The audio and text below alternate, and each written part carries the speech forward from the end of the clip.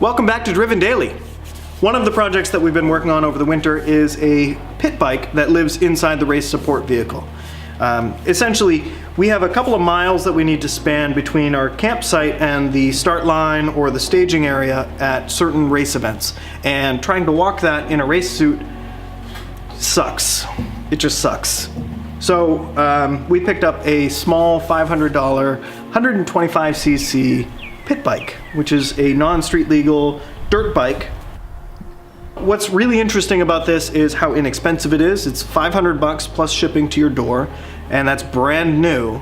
And it has 4 forward speeds. So it's actually a manual clutch-driven gearbox on it, and the thing is amazingly fun. I can pull into a wheelie on dirt pretty much anywhere in the campground.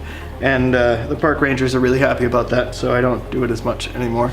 But it does make the time in between race runs a lot more interesting, and if you just need something simple like run back to the campsite and grab a drink or wash off your hands, something simple like that, it really makes living in the campsite much easier.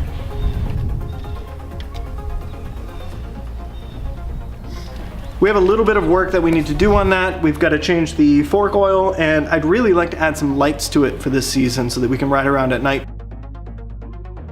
I think we'll have a few more episodes coming up, so I'm going to start a new playlist specifically for our pit bike. As always, thanks for watching. We'll see you next time.